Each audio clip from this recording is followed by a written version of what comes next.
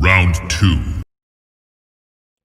Here we are again for a part 2 to the left hand versus right hand challenge. I did say I was going to try this again, and after what happened last time, I thought let's go for it again. I was already in the mindset that I ruined the previous drawing, so just trying it again was a fairly easy process, to get my mind into it, to try the whole drawing challenge again. Plus it was quite a fun challenge last time for my left hand, to see if I'm capable to draw, also see if I can match the normal style that I have. Well, if I do have a style, but you get what I mean. The idea behind this drawing was that I thought I could expand on the original drawing, but this time with Green Lantern and another League member. Have it as a companion piece to complement what's happening in the Superman Batman drawing. Carry on the narrative of the joke on Batman. For that, at first I was thinking it could either be Barry Allen or Green Arrow. Hal already, since I chose Green Lantern, Hal already has a close relationship with both of them and has worked with, as well as teamed up with them, when they're off on their own side adventures without the rest of the Justice League. But then I thought, you know what, let's just go with Wonder Woman. It makes sense in a way, plus it's Wonder Woman. Why would I not want to include Wonder Woman? Diana Prince, the final member of the Trinity, one of the big three of the DC universe. Also, it's while drawing this, I was my mind went off, imagine, I'm not sure if it's true or not, imagine where the stories for Green Lantern and Wonder Woman could have went if DC committed to the idea to ship these two into an eventual relationship or whatever. I remember reading it somewhere, and I was and apparently they were going to, but then they didn't because a fan sent a letter and they didn't want to get into all this copyright or I don't know, all this legal stuff, so they didn't commit to the idea of making Green Lantern and Wonder Woman into a couple or whatever. But but it's just an interesting idea. I'm what parts of recent Wonder Woman and Green Lantern history would we not have, or would we have? How much would it have changed? It's just fun things to think about here and there at times. Also, before I started the drawing, I thought, you know what, this time around, I'm going to sketch out first and not just go straight to the drawing. Make the whole thing a bit easier on myself. Plus, hopefully try a different pose for my left hand to tackle, sort of. I tried to draw an arms crossed pose for Green Lantern. It's not as complicated or difficult as I would have liked, but it's also not that simple when you compare it to the basic stance that I drew for Batman and Superman in the previous drawing. I'm trying to make it a bit more interesting instead of the previous video, for the pose. Also, by sketching out at first, I was hoping that I have tried and fixed any errors I may have with the proportions. For instance, after I finished the previous drawing, I started noticing all these simple mistakes I made, and it kind of bugs me, even though maybe no one else notices, but I did.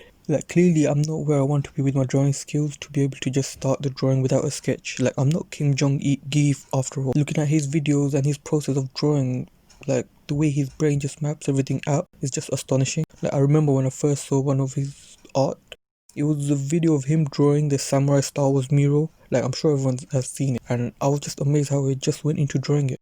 Maybe he did a few sketches beforehand, but to be able to just go for it, it's just amazing. Even the small sketches he's done on A4 covers or comic book covers for DC, that Justice League cover, is his skill level is what I want to reach one day, but I've got a very long road ahead of myself. As you see, the sketch is finished, so I moved into the inking. I would have tried using a brush pen. As you can see, after I finished the sketch, I moved on to the inking stage, but during the sketch I was fixing a lot of stuff and adding a bit more detail, sort of more of a base, so when I'm inking it, it's my hand feels a bit more easier, and hopefully I didn't shake as much, but I clearly did. But it was a bit more easier. I didn't have to worry as much when I'm drawing this time around with my left hand. I would have tried using a brush pen, but the thing is I run out of ink refills and I need to buy them when I can. With everything going on, I don't want to bother or trouble anyone just for a small pack of ink refills to be delivered.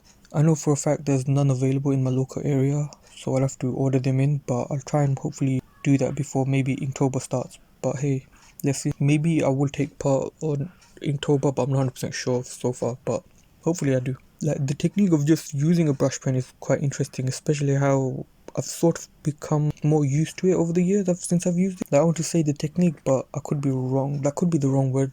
It's probably another word. If you understand what I'm trying to say, hopefully you can let me know in the comments below. But being able to just use a brush pen and knowing when to make the lines stick out and when to thin them up through the pressure alone, because you never know how the drawing's gonna look when you're using a brush pen. But then again, I haven't used a brush pen for quite a long time, like probably since last October or even before that. So there's a high possibility that I will struggle quite a bit to control the line work that will be produced with the brush pen. It won't be as easy to control the thick and thin lines, especially with my left hand, because if done right, that final drawing turns out very beautiful no matter the several mistakes that have been made in the process. Like, you sort of work around it. Plus, since I'm using a brush pen, you can sort of like, add a few inks, and it just works with the final drawing even if you've made several small mistakes. As long as it's not a big noticeable one, it's fine. I know I keep going on about mistakes, and people say as an artist we're our own worst critics, and I have been called out about this quite a few times. Like, I remember a few of my mutuals have said it on Twitter, even on Instagram, but it's just, it's just part of life, I guess. And I tend to just point the mistakes out a lot, especially after submitting them or uploading them online. I can't help myself. It's like, I see the mistake, I made that mistake, I have to point it out. And I sort of do learn from that. Like, I sort of do fix it up every here and there, but then I kind of fall back into that mistake. I'm sorry for that, and you'll probably hear me say and talk about it more, but I just in advance, sorry. Anyway, I used the 0.5 for the overall line work of this drawing, and used the 0.8 uni pen fine liner for the thicker lines in order to add depth to the drawing. So it doesn't look flat, and I don't have to completely rely on the grey shadows to make the drawing work and pop out a bit more. Like, hopefully, like everyone else sees it as well, is that the grey shadows and the thicker lines like complement each other in the final drawing, give it that comic book feeling.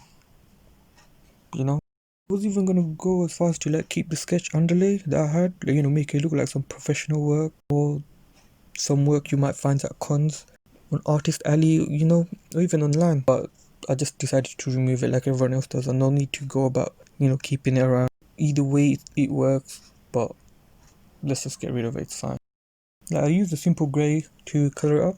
Didn't want to involve any colours with this one, like any other colours, since I already ruined the previous drawing. But I might try and see if I can save it. I doubt it, but I'm still going to give it a shot. Anyway, luckily for myself, my sister had a grey colour felt tip, so I just made use of that to add to the shadows. As you may remember, the greys I had run out, or they dried up, Flashback.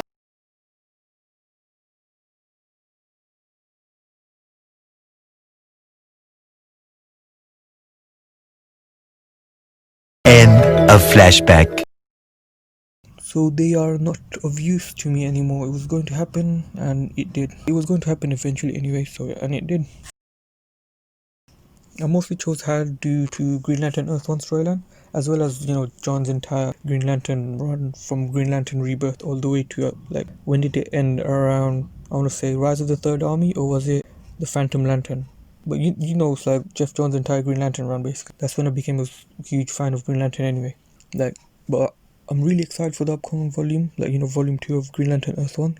I loved volume 1 and its storyline. Out of all the Earth 1 lines especially, that one was a personal favourite of mine. Well, I still haven't read Batman volume 2. I read volume 1, Superman, I've read all of them, Wonder Woman, I've read all of them. Wait, Superman I've not read volume 3, I think that's the one with Sword. Yeah, but so far, Green Lantern volume 1 has been my personal favourite. The teamwork between Gabriel Hardman and Karina Bechko, I'm 100% sure I pronounced that wrong, sorry, crafted this awesome story. They brought in a new vision to the Green Lantern lore. Even Gabriel Hardman's art, it really complemented and gave the story a different feeling. In creating this sci-fi epic, but grounded it, if you understand. I remember seeing the cover for the first time, and I was really drawn to it, and I was just amazed by it. And I was like, oh, I need to know more. Plus, reading bits of and pieces of information that they released, I was like, yep, I'm definitely gonna buy this book. My only problem with that storyline was, it was too short, and how quick I went through the entire thing. I was hoping it could be a tad bit longer, but even with the limited amount of story they gave us, it was great.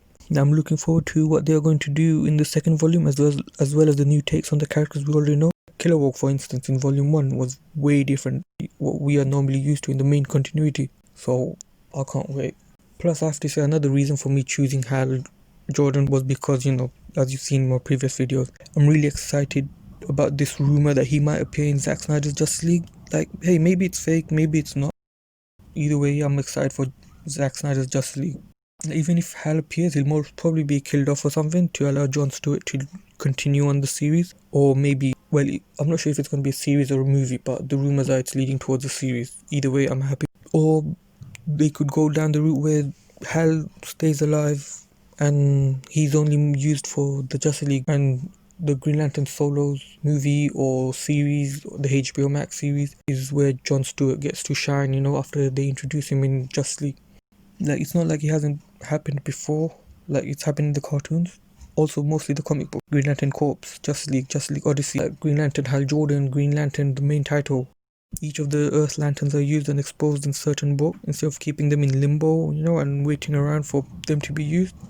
Then, you know, they eventually cross over, meet up, and there's more stories to tell. So it's a possibility that we get Hal in Justice League, Jon Stewart, Guy, Kyle, Simon, Jessica, and the rest of the New Lanterns in the Green Lantern solo movie, then the series. There's so many possibilities with the Green Lantern lore. I should have, but after thinking about all this, I'm kind of annoyed I didn't go with the Earth 1 designs for each of the characters, especially, you know, for Diana and Hal. Like, I love those looks, especially how Diana's one changes throughout the story. Well, the various outfits she has in both volumes of Wonder Woman Earth 1.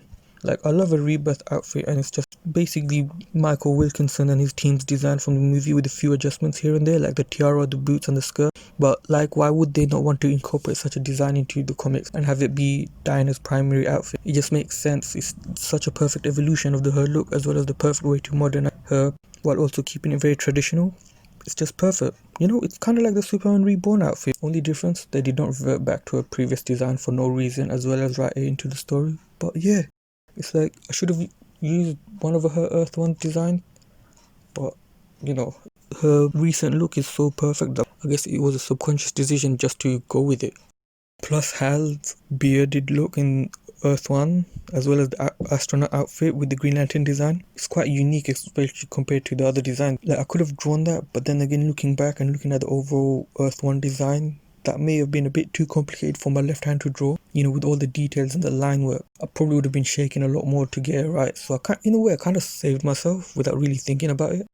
The schedules for DC Fandoms has been released. I'm so glad some of the panels are going to repeat over the day, because I'm 100% sure I'm going to miss quite a lot of it. And because, you know, I have a few specific ones I want to watch, like the Rocksteady one, Zack Snyder's Justice League one, obviously, the Batman, the WB Montreal, Wonder Woman, obviously. There's a few others that I want to see as well, but I can't really say it from the top of my head. You know, plus I want to see the Jim Lee panels, I think, the ones where he's going to see other people's artwork and critique on them. Kind of missed the deadline on one of the comic critiques for that one, but I got my submissions up, the 10 drawings that you will. Hey, I doubt he'll see any of mine, because I've seen so many submissions already, and I'm just like, I'm floored. You know, the submissions have just been amazing. Anyway, moving on. I know I'll say anywhere a lot, but there's probably going to be a part 3 to this. I just want to let you know now. Everyone, hopefully the next video shall be shorter and very quick. But thank you so much for watching this video. I've noticed I've got a few new subscribers to my YouTube page. Thank you very much, guys, and I hope you enjoy my content. Yeah, thank you, man. It's like, it means a lot to me. Like and comment, like, you know, just thank you so much.